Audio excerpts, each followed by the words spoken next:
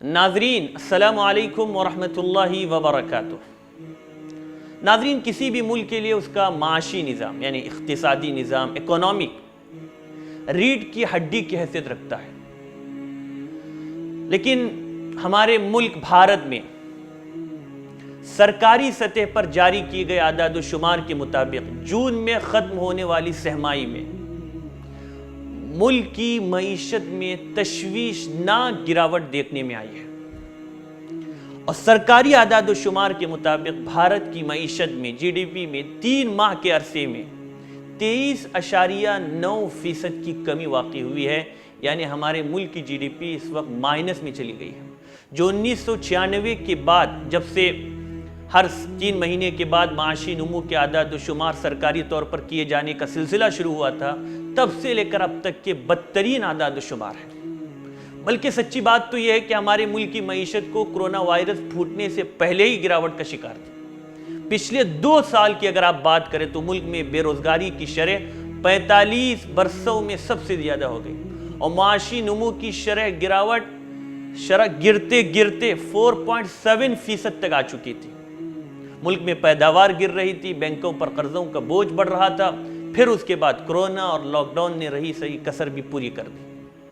ناظرین، لیکن کیا کیا جائے ان ٹی وی چینلز کا جن پر چند دنوں پہلے تک آپ کو صرف ایک ہی مدعا نظر آ رہا تھا،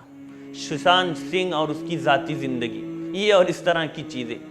اور یہ سب دیکھ کر کئی بار آپ کے دل میں بھی خیال آتا ہوگا کہ شاید ابھی ملک میں کوئی اور موضوع اور ایشو ہے ہی نہیں، اس لیے ٹی وی چینلوں پر یہی سب دکھایا جا رہا ہے۔ حالانکہ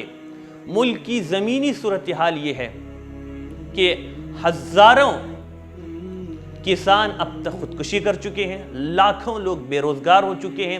ملک بھر سے آئے دن قتل و غارت گیری کی خبریں موصول ہو رہی ہیں، کئی بے گناہوں کو مارا جا رہا ہے، اور حد تو یہ ہے کہ ملک کے دستور پر حملہ ہو رہا ہے۔ لیکن آپ ہی بتائیے کہ کیا یہ ایسے موضوعات نہیں تھے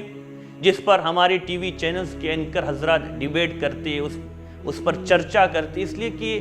ان موضوعات پر چرچا کا ہونا وقت کا اہم تقاضا تھا، لیکن ان کے پاس شاید ان موضوعات کے لیے وقت نہیں ہے۔ بلکہ بات یہاں تک پہنچ جاتی ہے کہ اگر ڈیبیٹ میں کوئی ان موضوعات کو اٹھاتا ہے تو اسے باہر کا راستہ بھی دکھایا جا سکتا ہے، جیسا کہ پچھلے دنوں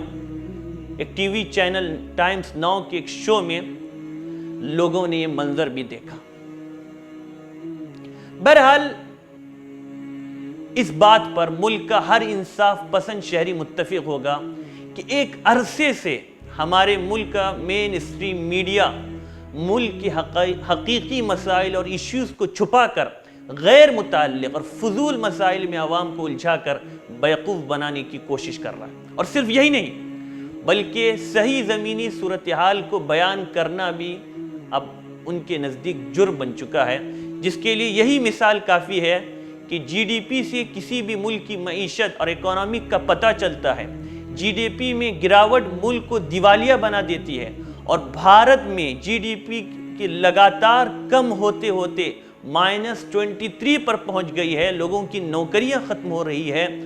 اور سرکاری ملازمین کو بھی وقت مقررہ سے پہلے سرکار نے نکالنے کا فیصلہ کر لیا ہے۔ روزانہ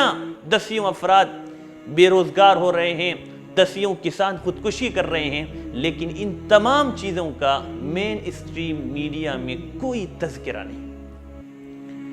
انٹرنیشنل لیبر آرگنائزیشن کی رپورٹ کے مطابق، خوب اچھی طرح سے سنتے چلیے، اپریل 2020 سے جولائی 2020 کے بیچ 2 کروڑ لوگوں کی نوکریاں چلی گئی ہیں، اور پورے لاک ڈاؤن میں 10 کروڑ لوگوں کی نوکریاں ختم ہوئی ہیں۔ جب یہ صورتحال ہے تو پھر نئی نوکریوں کا تو سوال ہی کیا۔ ناظرین، جمہوریت میں صحافت اس کا 4تھا ستون مانا جاتا ہے، اور اس صحافت پر بڑی ذمہ داریاں عائد ہوتی ہے۔ جمہوری ملک میں سوال کی بہت زیادہ اہمیت ہوتی ہے۔ ایک طرف اپوزیشن کی سب سے بڑی ذمہ داری حکومت سے سوال پوچھنا ہوتا ہے، تو میڈیا کی ذمہ داری ہے کہ وہ سوال پوچھے، دوسرے سماجی کام کرنے والوں کی ذمہ داری ہے کہ وہ سوال کرے۔ ہر ایک کی ذمہ داری ہے کہ ہم نے اپنے ووٹوں سے جن کو اقتدار تک پہنچا ہے ان سے ہم سوال کریں، یہ ہم سب کی ذمہ داری ہے۔ آج ملک کی موجودہ صورتحال یہ ہے کہ ایئر انڈیا کو 76,000 کروڑ روپے کا نقصان ہو چکا ہے، پوسٹل ڈپارٹمنٹ کو کروڑوں روپیوں کا نقصان ہو چکا ہے، ملک کی آٹو انڈسٹری تباہ ہو چکی ہے، oil and natural gas corporation جسے بھارتی حکومت نے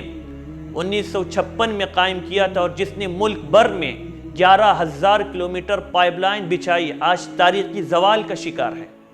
ملک کے 36 بڑے قرض لینے والے افراد اور کمپنیز غائب ہو چکے ہیں، بھاگ چکے ہیں۔ تمام ملکی بینک کھربوں کے قرض لینے پر مجبور ہیں۔ یہ اور اس کے علاوہ بھی کئی زمینی حقائق ہیں جنہیں ہمارا میڈیا منظر عام پر لانے سے کترا رہا ہے۔ لیکن ناظرین، بھارت کے ایک شہری ہونے کے ناطے ہم سب کی یہ ذمہ داری ہے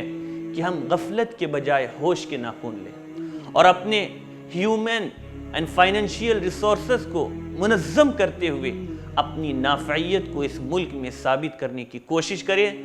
ناظرین، اسی پر اجازت دیں۔ السلام علیکم ورحمۃ اللہ وبرکاتہ۔